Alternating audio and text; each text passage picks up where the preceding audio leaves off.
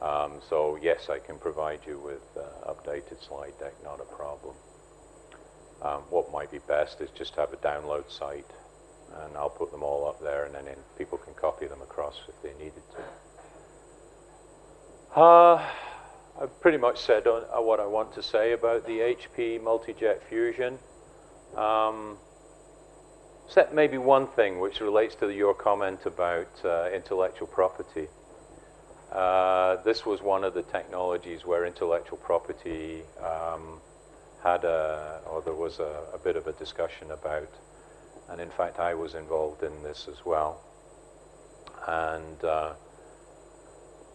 about when I was in Hong Kong anyway, so it's around 20 years ago, when I was working in Hong Kong and working with SLS machines, one of the things that I did was I actually put a printer inside an SLS machine, an inkjet printer. And my interest was to modify the behavior of the layer by printing other materials into there. And one of the materials that I printed into the powders was something that you use, carbon black. And what I found is if you put carbon black and printed it into nylon, and then you heat it up, you got a concentrated heating effect. So you increase the heat absorption of the nylon. And what I did is I printed it around the outside of the part in order to facilitate a stronger melting in the outside of the part and a weaker melting on the inside, so that I would be able to control distortion. I did other things, but that was one of the things I said I did. And I had a visit from a guy from the UK. He was one of my former students. His name was Neil Hopkinson, and he is now a professor at Sheffield University, and he's a director of a company who developed a technology called high-speed sintering, HSS. And his approach was, because he came to see me, and he said, "Oh, that's a really good idea." And so he went home and he worked on this, which is fine, I didn't mind.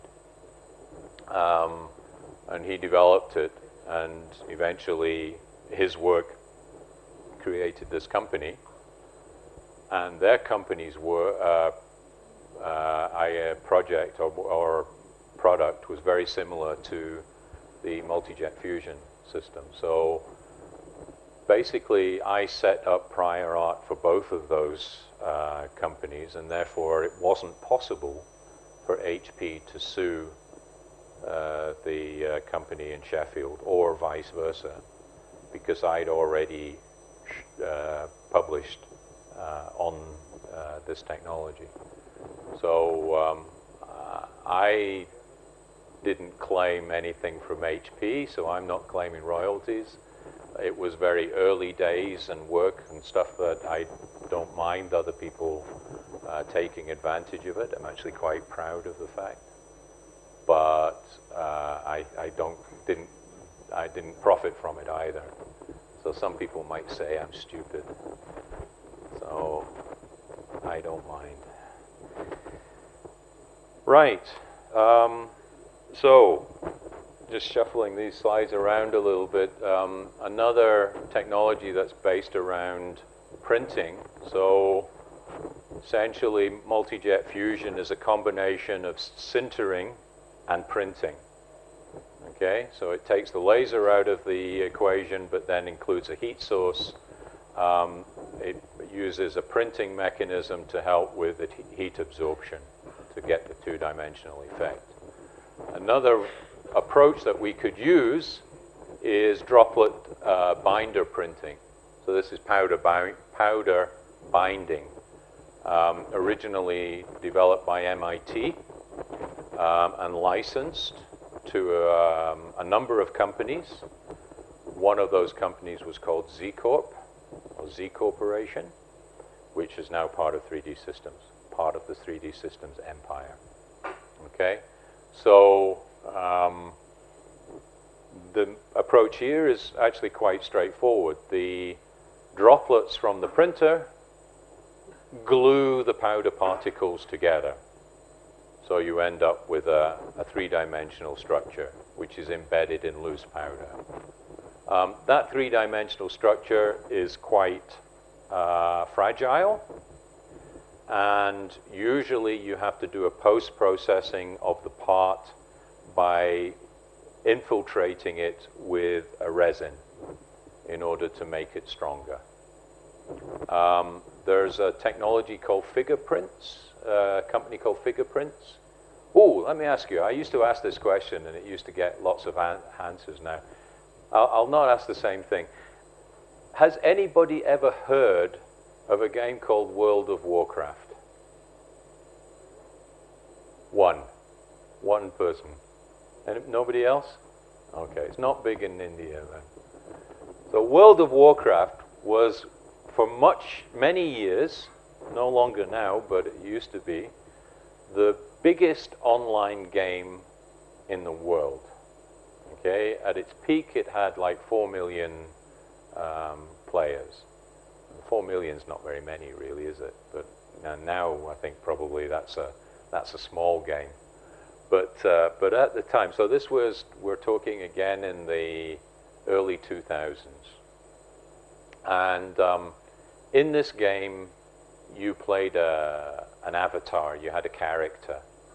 And this character was a 3D character, and you go kill other 3D characters.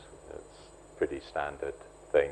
And this character is like an ogre or a giant or a wizard or an elf or whatever you want to call them, and they go and fight each other, and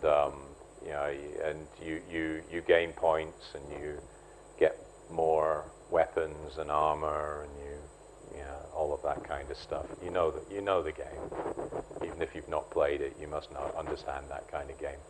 Or although you are all students and you don't play, or were students and you don't play games like that, of course. No? Yeah, sure.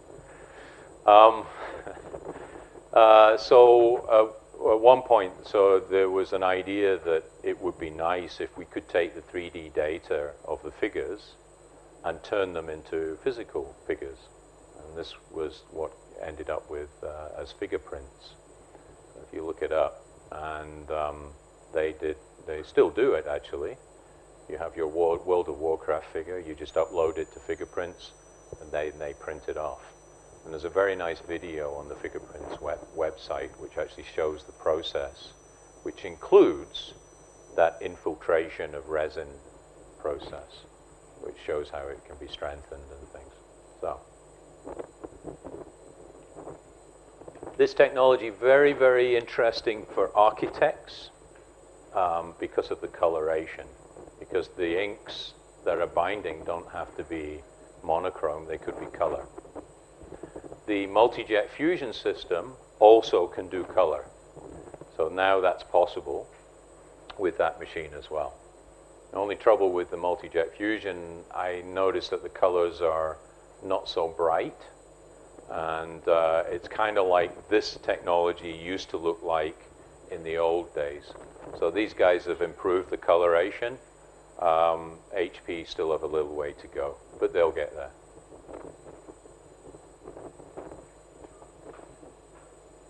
So that then says, well, it seems like printing technology is pretty good for 3D printing. And it's true. So now, well, what if instead of having a material and then just gluing that material together, a powder binder, why not print the material itself and then use the photocuring effect to solidify what are liquid droplets in the printing stage and solidify those at the end. And this is droplet deposition, how droplet deposition works. This is mainly known as polyjet. This is a technology from Stratasys, and originally developed by the Israeli company Object. And some of the benefits and some of the things which might relate to medical type examples are you can do multiple materials, some of which are transparent. So I can do color parts here with this technology as well, but I can also do transparent parts and opaque parts. So I can see the bones inside the soft tissue. This is just a processed CT scan with 2 threshold settings. One threshold setting which defines the bone, the other threshold setting defines the soft tissue, the external soft tissue. So I can now make an anatomical model of a patient showing the bones inside the, and I've got a great one of a head with a brain in it at home, which I got from Object once. Objects, oh, and I mentioned also yesterday as well that this technology allows you to do slightly flexible materials. And I mentioned then that this might be possible to make sort of like cadaveric type of examples where you can even cut the soft tissue, and you could have hard tissue in there, so when you poke your scalpel in there you can hit the bone. It's probably not the way to do it. I keep cutting until I hit bone. That's okay. I don't think that's the way it works, is it? Who's that? That's not me. Somebody have their dinner. Bing, bing, bing.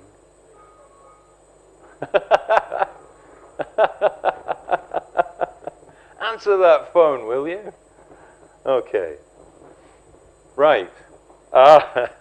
So pretty much this covers the range. I won't cover LOM, paper-based. There are actually still some commercial paper-based systems. And in fact, now there is a laminating technology which is not just paper-based, but also metal-based. So you can actually do metal laminates. Ultrasonic consolidation from Solidica. And in fact, there's 2 or 3 companies now that are doing a variation of that. What else? Anything else to mention? Oh yeah, another medical example up there on the right, wax patterns for dental inserts. This is something that Dr. Tritra mentioned this morning,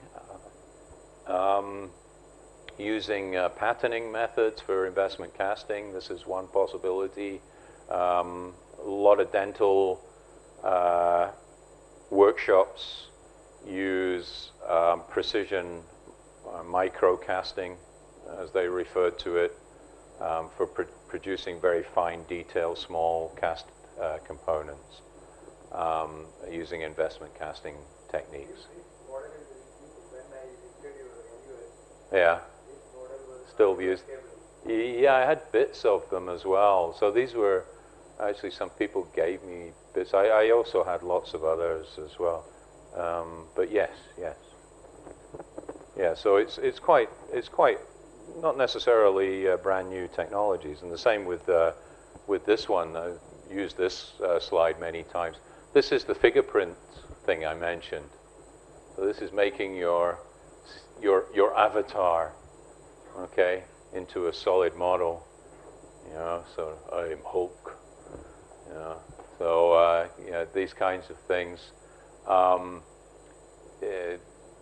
This is the concept of 4D printing, if you like. This is a printed stool, which is collapsible. You sort of pull this up, and it's got hinges. All of the hinges are all encapsulated inside each other. So sometimes I ask my students, "Is this how many components are there in this model?" And they all go, and then I say, it's actually just one, because just having the separation that is not assembled, it's built like that. Okay, so this is part of the concept of 4D printing. Customizable sportswear. This is something I mentioned about in relation to validation and certification. If you were to say I had an orthopedic insole, I would have to have lots of approval to say that this has an orthopedic or orthotic impact. You know, do I have the data which shows that it's actually beneficial? If I say it's a custom-built football boot, I have nothing. The only validation I need is from a football player who says, yeah, it feels pretty good. And it seems to work, and I scored a goal with it. So here one can say, okay, if that's the case, then there is an enhancement capability, perhaps. You know, maybe not so much for football boots, but for running shoes and things like that. And if we get a lot of validation from there, then it might be possible to then turn that into something that has medical efficacy as well. Okay, so this is an interesting idea. So a lot of startup companies are kind of working in that kind of space. Here's another example. Customizable medical products. So this is a hearing aid, okay, an in-the-ear hearing aid. This is now becoming the gold standard for hearing aid technology. So all the major hearing aid companies, Siemens, Phonak, Widex, Butterfly, or whatever, they basically all have this a method where they digitize the ear canal and take that digitized model and turn it into the shell of a hearing aid, which is then incorporated with the electronics, which is could be customized. It's not personalized, or personalized, not customized. So I don't know. Anyway, it's assembled together with a battery and with a cover and a switch, and then you've got a customized medical or personalized medical device. So one of the things to remember in a lot of these things is that, in fact, the 3D printing is part of a larger concept, if you like, larger story. So it's not just about that the 3D printing is the total solution, that you add components, other components together to come up with a complete solution. Yeah, and there's the hearing aid in the ear. Okay. Just a little bit of mention. This is about, we might say we have low cost, medium cost, and high-end cost 3D printers. These are sort of guideline prices, and I'm not saying that above 5K it's medium or whatever, but just to give you an idea. So low cost technology is basically simple. Up until now, it's primarily extrusion, material melt extrusion. That is changing. I mean, as I said, we mentioned that Dr. Chitria's machine was about 7,000, so it's labeled as a medium cost, but there are some DLP systems which are below 5,000 US dollars. So there are low-cost printers which are not just material extrusion anymore. There's also some powder sintering machines. There's a company called Sinterit, based in Germany. They sell their machine about 15,000 euros. So it's still a medium scale, but getting lower. But you can buy it in kit form for about 7,000 or 8,000 euros. And so it's now affordable. Well, okay, not for people to buy their own machine, but you could see a small company buying a powder sintering machine. It's only a small chamber, but it's a good machine. So there's that. So we've got the low cost, which is really about people doing it at home. What's the major disadvantage with all of these small machines? Any ideas? Thoughts? Sorry, what? Accuracy, yes. Okay. Cost? Cost?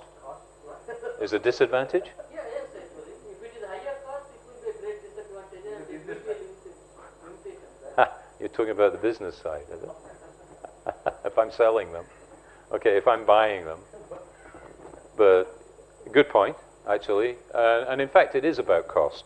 But it's not about the actual cost of it. What does that money pay for? It pays for the machine. Yeah? What if your machine breaks down? Then what? You think if you buy a machine for $300, you're going to get support? That's the point.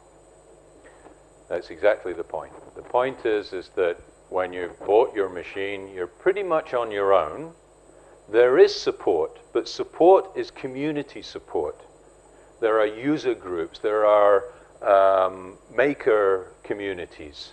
There are experts in these machines, and there are people that supply spare parts for a range of 3D printers. But all of this is separate from the company that sold them to you. So quite often, when you're buying this, you're actually actually buying this. Cast iron service and support. It's actually not as good as you would think, to be honest, but at least they say it. Particularly, it depends where you are. If you're in India and you've got a 3D Systems machine and it breaks down, you probably have to wait quite a while for it to get fixed. Okay? But if you're in America, it'll probably get fixed the next day.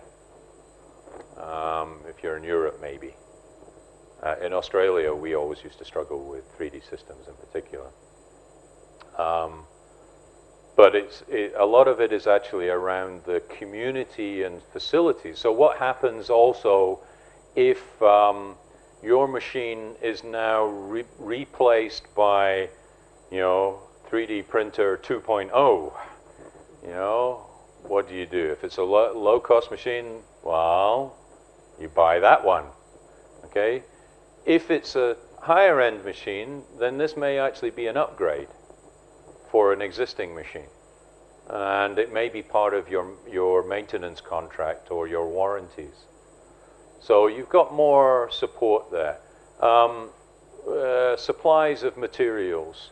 The chances of your company going out of business.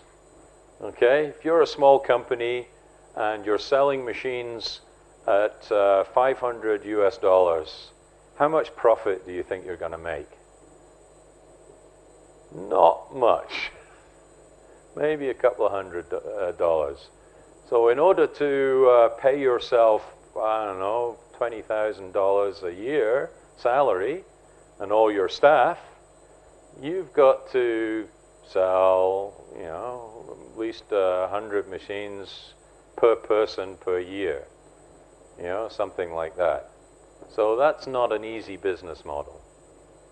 So these are things that you have to realize, You base your research project around a Zortrax printer, and Zortrax then go out of business. What are you going to do? Yeah? Anyway. Medium and high end, those are both in that kind of bracket where what you spend, pay your money on, also relates to the validity of the technology, the quality of the technology, the support, the fact that it's been used by many people, and the chances of the company going out of business. So some ways you think you're actually, when you're spending a large amount of money on a printer, you are actually trying to guarantee that that company is going to be around long enough. Part of that money that you're spending is that process. High end, what I say high end, I mean this is mainly about polymer machines. You wouldn't be paying $150,000 for a metal printer. As far as I'm aware, there are only maybe 2 printers on the market which are less than that. So I'm talking mainly about polymer printers, but it's about whether you're using it in a laboratory or on a shop floor. I was discussing with Ultimaker. Anybody use Ultimaker machines? Yeah, 2 or 3 of them. They're nice machines, yeah? They're not bad. You know, it's a Dutch company. Somebody was saying, I thought it was an American company. It's a Dutch company. They are making the transition to what they call soft floor to hard floor. And what they mean by that is they're changing their machines, so instead of you buying something which you would put into a room with a carpet, a laboratory or something like that, you put it into a workshop. So in order to make it hard floor, what have you got to do? You're going to make it stronger, more protected. It's got to be, I assume, bigger, more consistent, a lot more control over the process of consistency in that build, quality, etc., and that it doesn't fail. How many people have printed off parts and ended up with the bird's nest? No, you guys are great. Okay, so you've never built a part that you've had to stop because they get all these strands coming off all over the place. Yeah, the bird's nest. Okay. Yeah. So you cannot afford bird's nests if you're making this into your business and making parts consistently and to order and to a schedule and making sure that you get as much of your batch consistent as you can. Okay? All right. Moving on. Low-end machines, we've dealt with that. A little bit about metals. I will have a section on metals specifically. But just to say, you know, that some of the capabilities, you know, again, dental medical is very high on the metal printing space. So these are all what are called, you know, these are kind of bridges, dental, what they call dental copings. They're basically the base of a tooth, which you then cover in a ceramic material to create the actual tooth implant. Bridges, posts, those kinds of things, made to order. Jewelry, my ring, 3D printed, basically. So in India, by Innovarium, yeah. Suresh, what's his name? Suresh, yeah. Yeah. So, is he still working? Is he still active? I've not heard from him for a while. Yeah? Not active? Okay.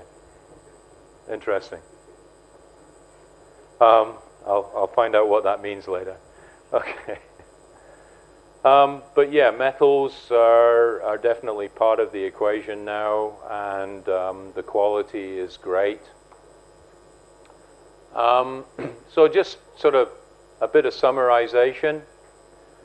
Advantages of additive, you've got that sort of direct automation directly from CAD. This technology is generally tool and fixtureless. We don't tend to refer to support structures as fixtures, but that's a bit of a debatable point. It's a highly integrated technology. It's kind of plug and play. That's the idea anyway. It's a short process chain, and you get to the final part in a very short time.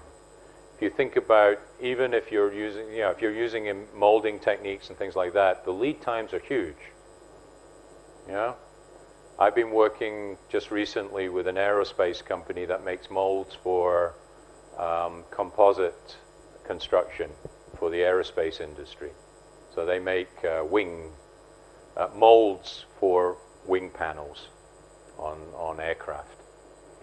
And so they make tools which are longer than this room.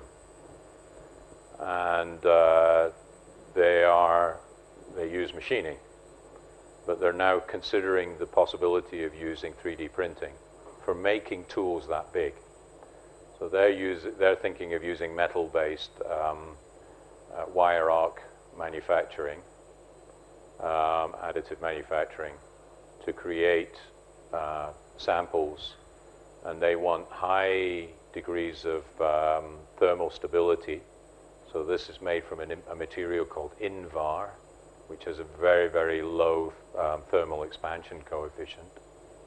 And the idea is to make a part.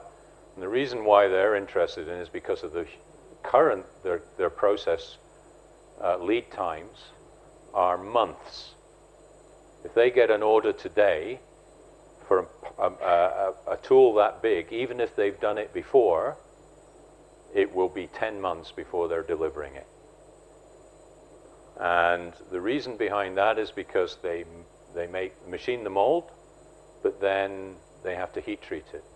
But there is no oven in the whole of the Netherlands big enough to put that part in. So they then have to put it on a truck, send it to Germany, heat treat, and they bring it back. Then they do finish machining on it. And then they do some attachments. And then they have to do some heat treatment on it again. They put it on the truck, take it back to Germany, and bring it back. So it takes 10 months then. If they can avoid those journeys to do the heat treatments, then they will save maybe 2 or 3 months on their lead times. And these tools are, for something like that, easily 10 million euros for a tool. So they would save a lot. So some of the disadvantages: anisotropy, range of materials is not great. We still need a lot more. Somebody showed me a graph once that showed the number of materials that are suitable for 3D printing versus the number of materials available in conventional manufacturing. And it's something like 100 times the amount of materials that we're currently used to, at least. And partly because a lot of these materials are process dependent. You can only use photosensitive, photocurable materials in a DLP system, a stereolithography system. You can only use thermoplastic materials in the material extrusion methods. There are only certain number of metals that are available on the metal printers. They need to be validated a lot. There's a lot of work in that, by the way. If anybody's interested in looking at a research topic, working on new materials, and working out how to speed up the process parameters for metal printing, is a great research area. It's a lot more difficult than it sounds. And low accuracy in comparison to many other processes, and costly with a question mark. The reason I put the question mark in is that it's more about that it's a different cost structure. So how much cost do you allocate to time compared to how much cost you allocate to part or volume or weight or material? If I want 1 million parts, how long does it take me to get to get started with injection molding? So I may have a 3-month lead time to make the molds. So it takes me 3 months to get my first part from an injection molding machine. It takes me 3 months and 1 minute to get the second part. Okay? Whereas if I'm 3D printing, my first part I can get maybe in the space of 5 hours, and then the second part, another 5 hours. So what does that mean to me in business? What does that mean to me in terms of my planning? Design for additive manufacturing a little bit is about process constraints sometimes. For example, if I'm machining this cup, it's probably not an easy thing to machine because I would have deep cavities, undercuts, etc. So it's easy to 3D print. But I will have layers in there. I might have some deformation due to heat deformation, etc. So it just gives you a different insight, a different set of problems to deal with. So, I can use 3D printing to help me to make all sorts of functional parts. So some of these are actually, so the ones here, these are 3D printed parts on American jet fighters. This is, the bracketing is 3D printed here for this isolation device. This is a part that if I was to make it using a normal metal method, I would have to braze lots of sections together to make this part. I can combine all of those together. I have some 3D printing technologies that can be used to make optical devices. I can, instead of making plates, I can make custom plates, and I have no idea what that is. I can't remember. So functional parts, beautiful parts. I got freedom of form. And I can play around with this to my heart's content. I'm not sure whether the guy at the bottom is beautiful or not, but he's cute. Wacky parts. Three-dimensional, 3D printed textiles, so chain mails. Materialize are really good at this. They do a lot of that kind of stuff. 3D printing of textile clothing, for fashion shows. I can't imagine that particular dress being very comfortable. It's made of nylon, quite thick nylon. So it's like walking around with a tin can on you, I think. So it's not something that we're likely to see. Although I have a few friends who have 3D printed handbags made from 3D printed textiles.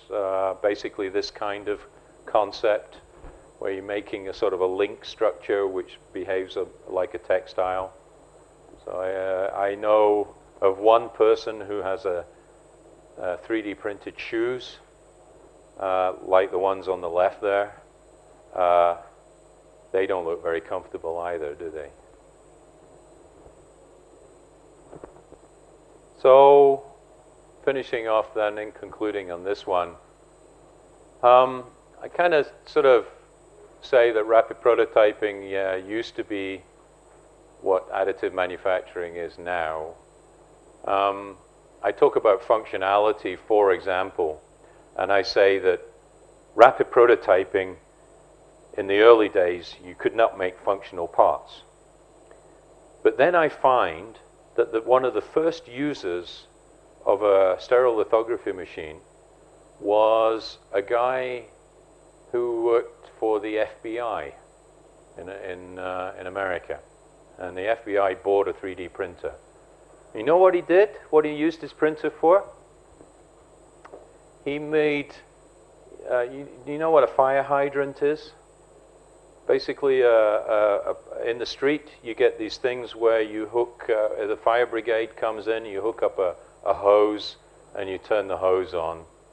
Okay, so this is sitting in the street, so this is a fire hydrant. You get a lot of them in America. he used to make fire hydrants. And then he used to put cameras in there and put them somewhere where he wants to survey, you know, there's a drug dealer on the other side of the road. And he put a fire hydrant on, and these guys probably didn't notice that there was a new fire hydrant on the other side of the road. And there's a camera in this watching this. So this is functional prototype. This is functional part. And that was the first, one of the first applications of a 3D printer.